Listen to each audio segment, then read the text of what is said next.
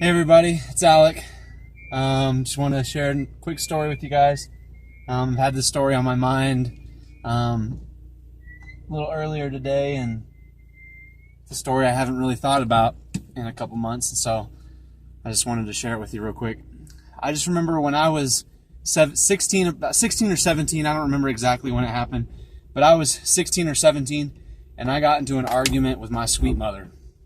And I was 16, 17, so I had all the answers, and I knew I was a grown man. I knew exactly what was going on, and so I knew the answer to whatever we were arguing about. I don't remember. But this argument actually, unfortunately, got kind of heated, where we didn't raise our voices and there was no yelling, but we were pretty upset at each other. I don't know, I guess I can't speak for Mom, but I know that I was upset at her. And there came a moment where I saw in her eyes a realization that I was right. I know, right?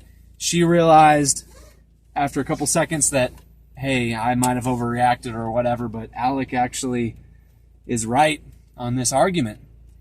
And for whatever reason, we kept arguing.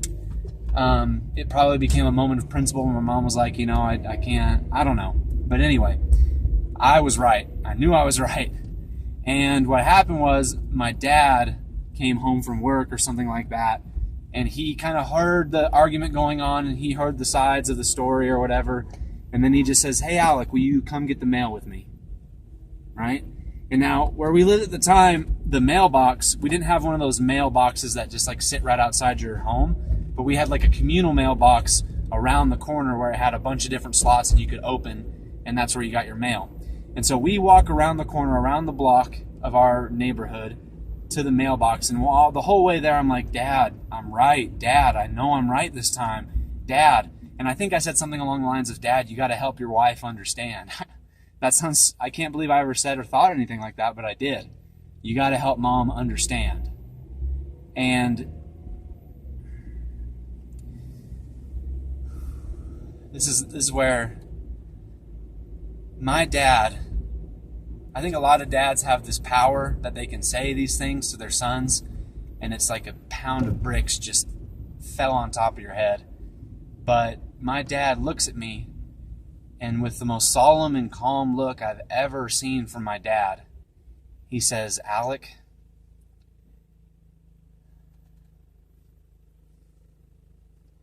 if only you could realize, or if only you could see the way your mother prays for you every night.